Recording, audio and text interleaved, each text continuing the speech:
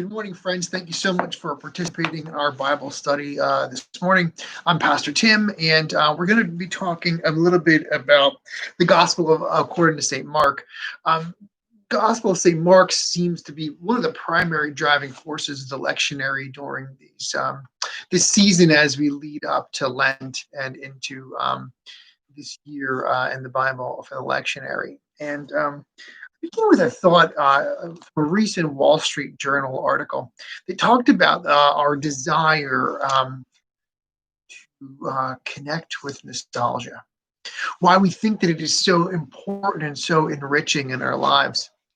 And part of the information that is delivered in that article about nostalgia draws from a story about a place, it's Hagley Park in England. And there's a big house. And behind this big house, a ways behind it, it's not a big piece of property, is the ruins, if you will, of a castle, like bits and pieces of like a turret, if you will, from the Middle Ages. And most folks would be super excited about that. Most folks find it incredibly interesting. They want to look at it in a more deeper and more meaningful way.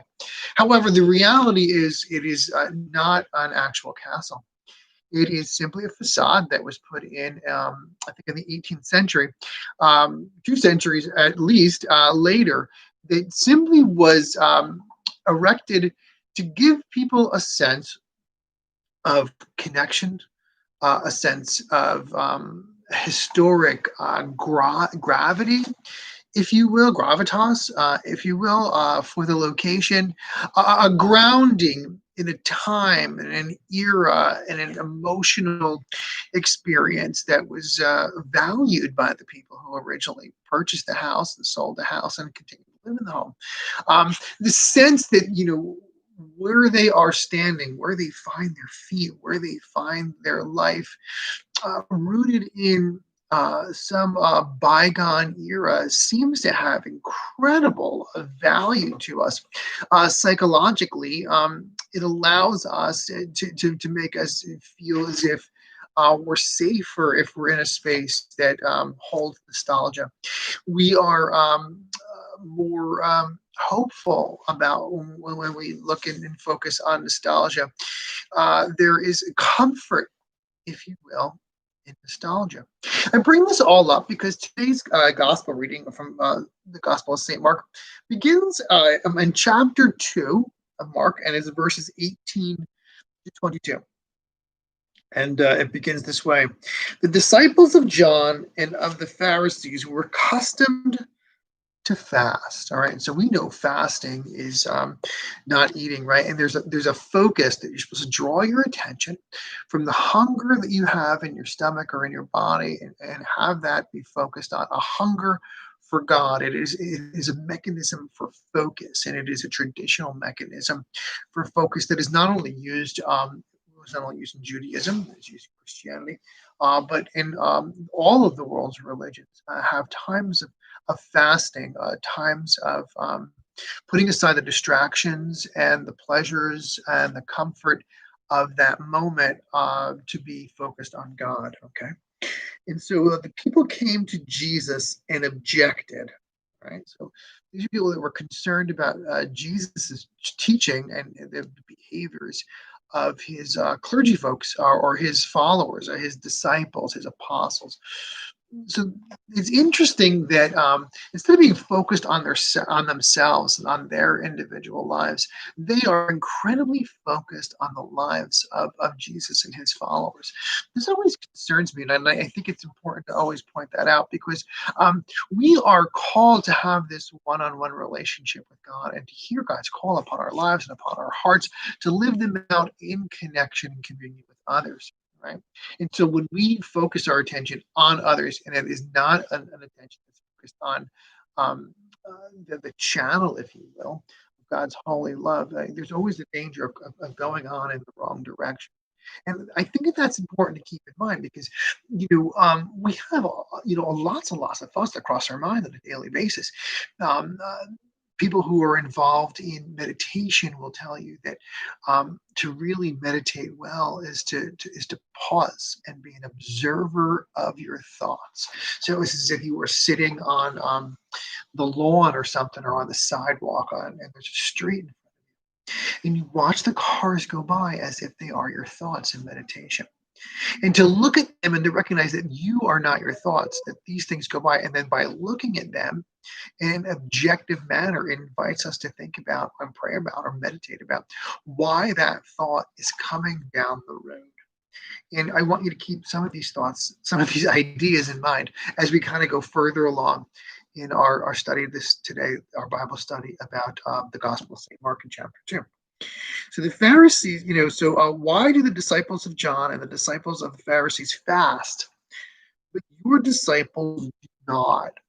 So he's clearly looking for this sense that there's a comparison and a contrast between what folks have done in the past and what folks do in the future or in the present. And this is important to them because, again, as I kind of talk about nostalgia, they're going back to what they hold on to from the past. Like, this has been a guiding force for us. This has been important to us. This is a part of who we are and what we're about. And we're not seeing it in your group. And what interests me, and it kind of goes back to this conversation about the meditation, isn't that they had prayed about it, right? They hadn't really meditated about it. They really hadn't heard from God to have this question. Instead, they took it upon themselves to question and demand answers that are coming, from themselves, right? So something to keep in mind here, right? And so Jesus answers them. He says, "Can the wedding guests fast while the bridegroom is with them? As long as they have the bridegroom with them, they cannot fast. But the day will come when the bridegroom is taken away from them, and then they will fast on that day." So why do I bring up this whole thing about nostalgia? Because there's this real sense that at times, the reality is that nostalgia is not based on facts. It's not based on experience. It's not even based on our memories. No, instead, nostalgia, according to experts, is based on emotions. It is clearly not what happened, but how you felt in that moment. And that is what is stored in our minds.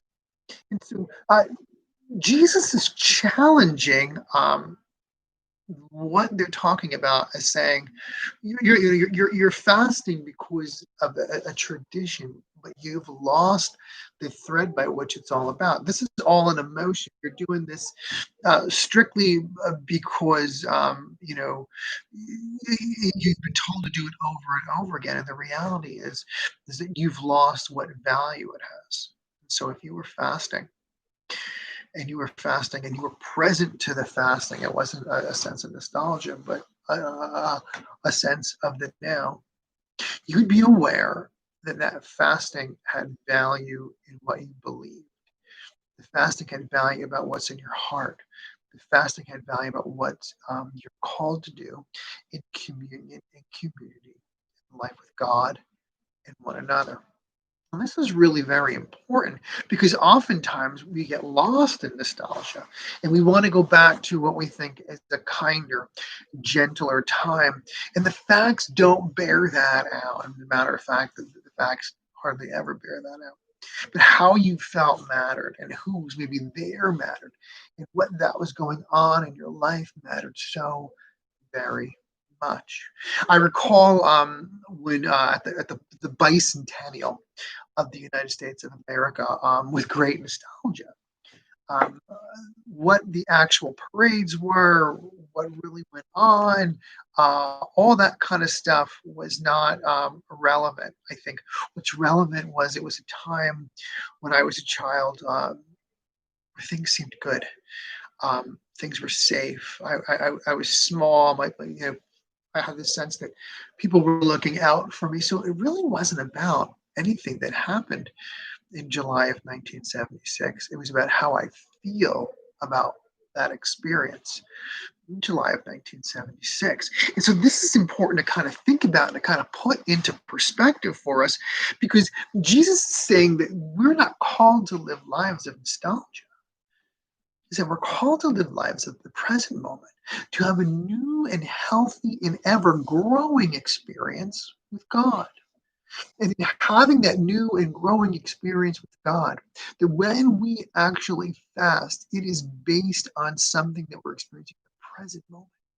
So that when we look back on that, we're like, I was there, and that's why I'm doing it. And he's saying, you're just simply going through some of the motions. Going through some of the motions loses its real value. He's saying the value in this present moment is super important. So he says this the days will come when the bridegroom is taken away from them, and then they will fast on that day. So they will have meaning for them because they will know the difference between what this is and what that is. And he's calling forth not that you should fast.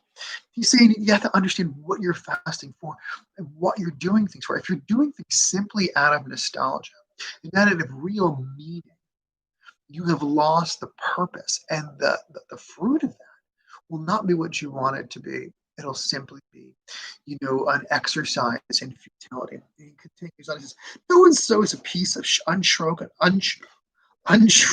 cloth onto an old cloak." Right. So this is what he's saying. He's very distinct about this.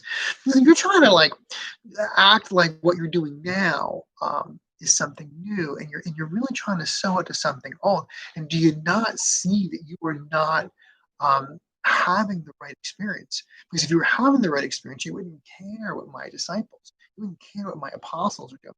You'd be caring about what was going on with you, what was going on with God, and that would give you that spiritual experience that you're so desperately desiring. That spiritual experience that calls you into a life with God and with one another, with love and compassion, forgiveness and mercy, all these things. And if you're not feeling those things, and what you're feeling is jealousy and resentment, that's not coming from God. I'll continue on. Likewise, no one pours new wine into an old skin. Otherwise, the wine will burst the skins, and both the wine and the skins are ruined. Rather, new wine is poured into fresh wine skins. No one can have a religious experience for you. No one can have a spiritual experience for you. No one can pass it down to you without you having a first-hand experience in your heart with God. And Jesus is trying to say that because that's super important. Because if all you're doing is going through the roteness of the liturgy, all you're doing is this is what I've memorized, you are not really having that experience. You're having someone else's experience. And therefore, that nostalgia that doesn't carry you through the important times. Jesus is trying to tell him that very clearly that if all I'm giving you is nostalgia, you are not prepared for a world that is ever changing, that is ever being renewed, reformed, transformed in the present moment. The world we live in today is not the same world of first century Palestine any more than it is the world of 1976. No, instead, we live in 2021. And by living in 2021, the wineskin that gets poured is new. I mean, the wine that gets poured into the wineskin is new. Therefore, the wineskin must be new. And so we are called to new thinking and new feeling, expressions that matter to us in this moment so that they can matter to us in the future. There's nothing wrong with nostalgia. But as Jesus says, we have to be ultra careful with that nostalgia. Because if all it is an old wineskin, the newness of who we are, the newness of our relationship with God will burst that skin immediately. We want new wine. Wine is metaphorical for new spirit, new life, new relationships with God and each other. Absolutely want new life blood. We are called to refresh our hearts and our lives for that new life blood, to not try to carry it in some old fashioned way that doesn't match our needs, doesn't match our desire, does not help us connect with one another. You are not the same person you were 5 years ago. And for that, I thank God. You are you today. And that beautiful skin that you have is in great desire for fresh spirit. And so let it be a fresh skin and let it enjoy the fresh wine that is the spirit that comes from God for each one of us. And so this morning, I invite you to take a pause, to take a few minutes and review the Gospel of St. Mark. It's chapter 2, it's verses 18 to 22. And look at it at fresh eyes. May you put aside your nostalgia and be in the present, because that's where you, where God, where the world meets now. Stay golden. God bless. I'll talk to you soon.